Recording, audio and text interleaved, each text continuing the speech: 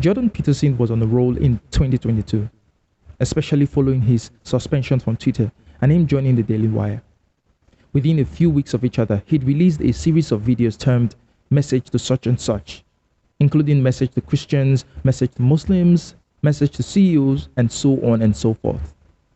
So, in this spirit, I would like to borrow a page from Peterson's handbook to send my own reserved, unbiased, and unapologetic message to Jordan Peterson.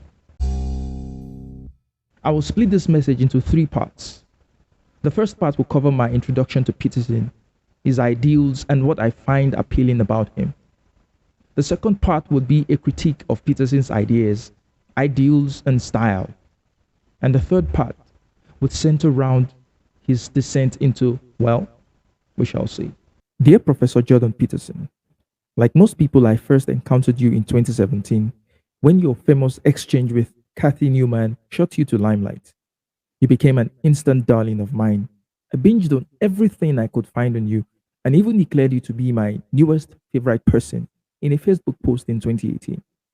You had the ability to distill very commonsensical but controversial cultural issues and topics into very catchy, understandable, and convincing form. Your commentary on the gender pay gap, patriarchy, and other social issues were saturated with uncommon wisdom. You seemed like a cultural prophet, bringing water of common sense to a desert bereft of ideas that people in the West had become stranded in. Your stance against cowering to the woke mob endeared you further to me, as you locked heads constantly with Justin Trudeau, the Canadian Prime Minister, on the insanity that had begun to grip him. I saw in you a voice of reason, an intellectual who could do a lot to bridge the ever-widening gap between liberals and conservatives. You've on multiple occasions described yourself as a classical liberal, but also you had a strong appeal with conservatives like myself. The left immediately dismissed you as a right-wing nut and a gateway to the extreme right, even going so far as to portray you as the villain Red Skull in an animation series. You were taking attacks from all sides but continued to grow despite all that. Your book 12 Rules for Life contained a lot of useful ideas in personal growth and development with an emphasis on the individual. Such was my introduction to you, sir.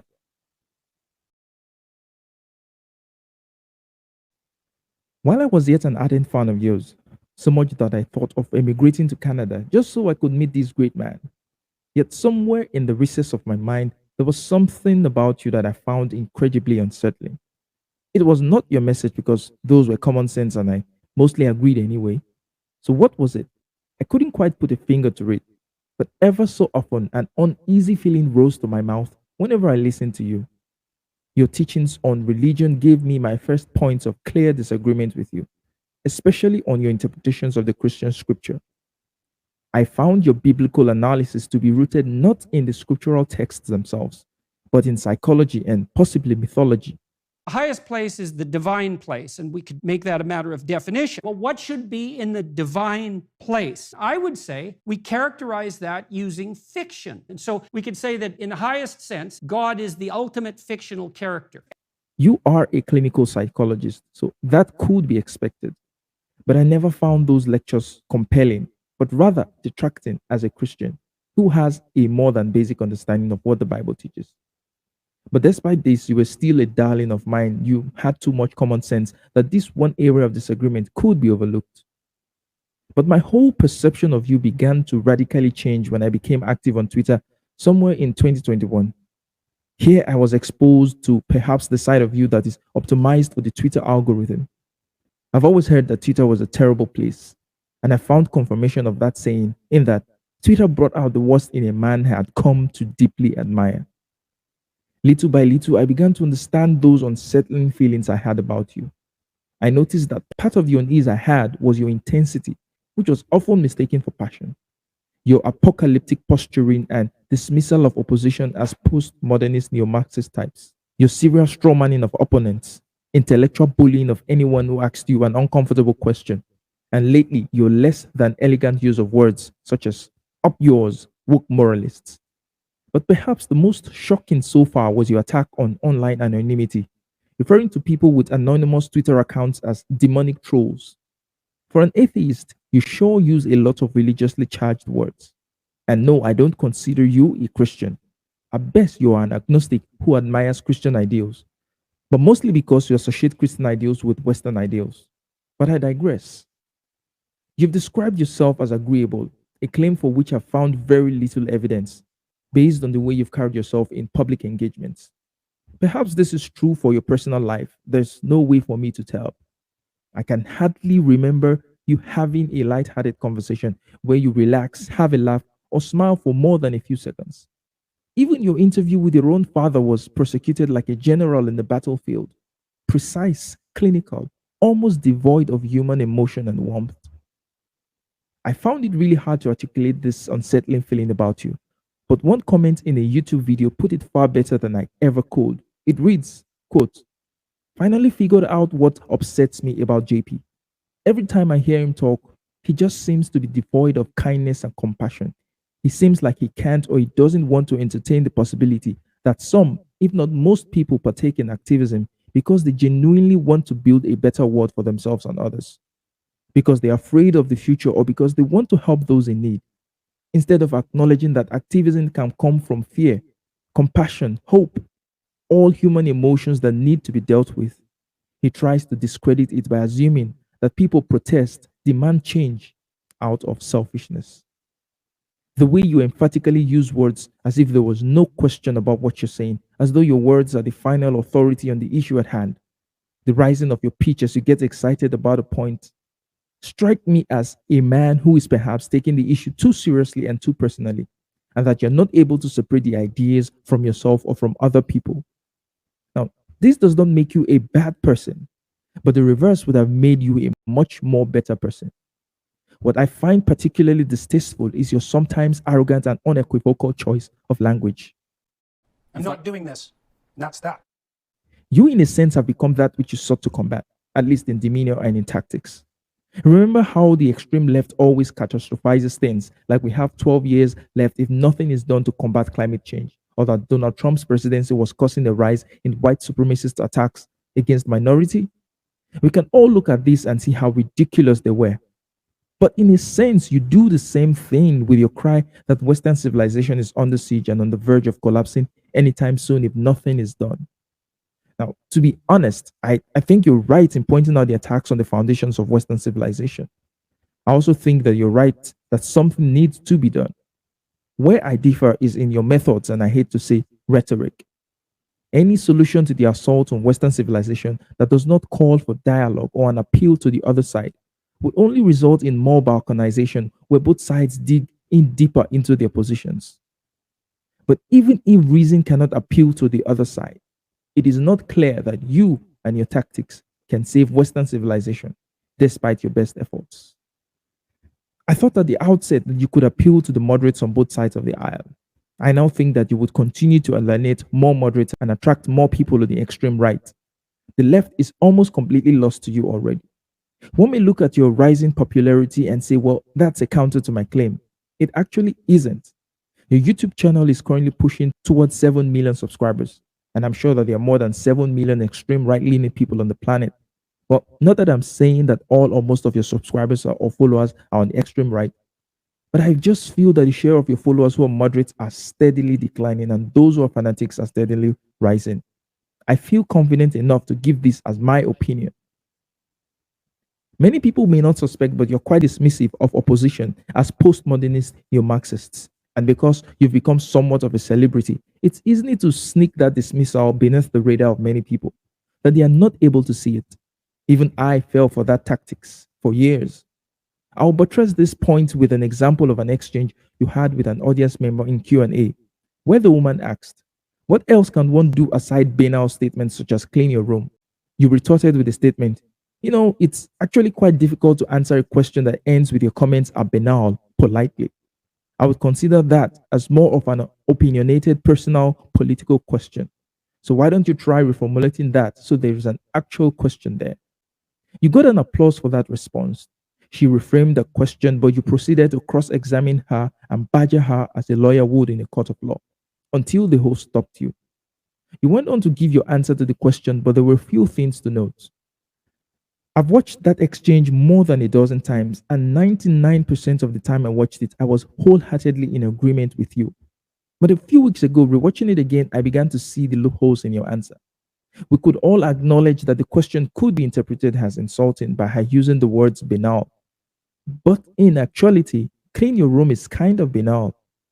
I figured out the power of cleaning your room and organizing yourself when I was a teenager. Whenever I felt lost and wanted to recenter myself, I simply cleaned my room and reorganized my surroundings. It was a very powerful technique to bring order back to my life. In essence, clean your room is not a novel idea. But even if we agree that the question was insulting, that was not all that there was to that question, especially after she reframed it. She was asking, what can people do to effect change on large scale social issues? Change that cannot be achieved by simply taking personal responsibility. That was a valid question. Personal responsibility is great advice, but it has its limits. But you seem to extol it to an unreasonable degree. How much personal responsibility on the part of Gandhi would have granted India freedom? What amount of personal responsibility on the part of MLK would have given African Americans civil rights? These men were deeply flawed men who did not have everything in their personal lives in perfect order, as you're wanting to say, but they were able to achieve monumental social change by organizing forces beyond themselves. Now, back to your exchange. Your second response to her was that her question was not a real question, but an opinionated personal political statement, as if that was enough to invalidate the question. The same claim can be made that your position is an opinionated personal political position. Should what you say be discounted on account of that? You would usually answer with put your life in perfect order before trying to change the world. Yet everything you do is in effect changing or trying to change the world.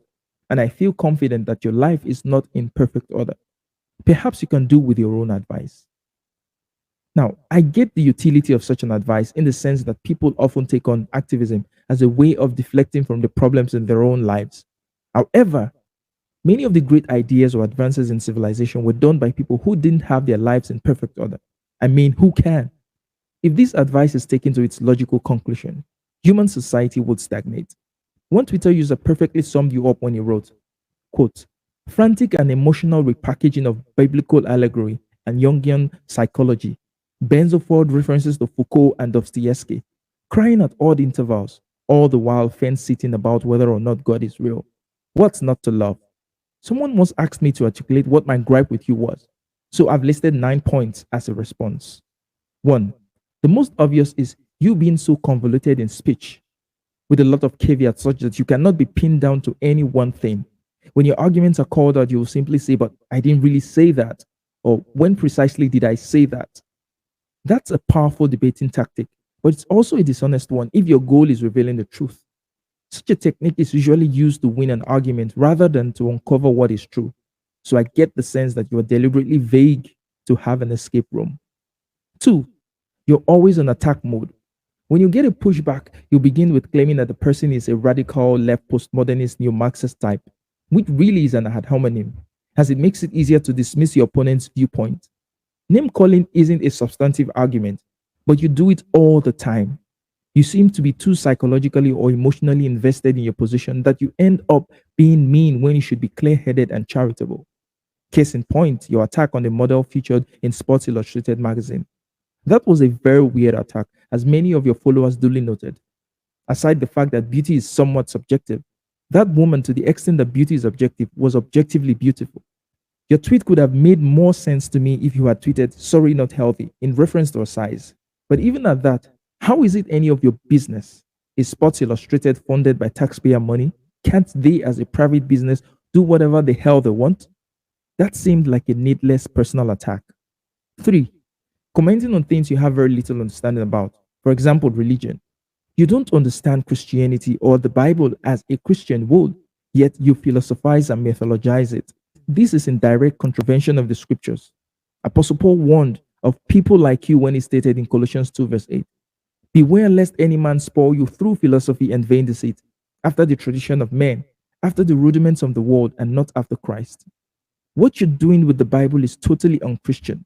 The Bible should only be understood and interpreted through a spiritual lens, not a philosophical or mythological one. Your cringe message to Muslims show you don't understand Islam either. 4. Serial strawmanning. You, on many occasions, oversimplify and strawman your opponents. I'll illustrate this with one example. When a trans activist held up a sign which said fuck turfs, you interpreted that as them calling for the literal rape of women. Really? I'm no fan of trans activists or the trans ideology, but I would never strawman them to that extent. Never. So all the times you have said fuck you to someone to which there's plenty of evidence, And fuck you if you don't like it. we're calling for the literal rape of such people. 5. Your alarmist posture. Even though the left is delusional in their takes on cultural issues, your alarmism on the imminent danger of postmodernist ideology is more akin to the left's climate alarmism. The nonsense we're seeing today with the mutilation of kids and the gender business come with the age you're currently living in. The Bible prophesied about these things happening. As a Christian, I'm not surprised or alarmed that these things are happening. I understand why they are happening, and I'm equipped spiritually on how to handle them. If you were a Christian, you would know this. 6. You seem to think you're some sort of cultural messiah. There's no balance to your viewpoint. It's increasingly skewed to the right that it doesn't allow for an honest conversation. Now, contrary to what you claim, you're not that agreeable. To me, your cultural crusade is a way of avoiding some personal things you're dealing with, akin to activists who you advise to put their house in order before trying to change the world. I believe you have unsolved personal struggles in your life, yet you're trying to change the world. 7. Many of your analysis, when critiqued on a deeper level, come up as shallow at best, with overgeneralizations or pure conjecture. You claim that the literature is settled on some things, and when one does a little research on the claim you make, with the one reference you usually give, one finds the literature is not as certain as you say they are. 8. If I were to sum you up in 3 words, the words would be simplistic, verbose, and reductionist. Finally, on Twitter mostly, you come off as a provocateur with a PhD, no better than Andrew Tate or Milo Yiannopoulos. That being said, you do have some really great insights. I mean, even a broken clock is right twice in a day. But you, sir, are just as wrong as you can be right. And this is my message to you.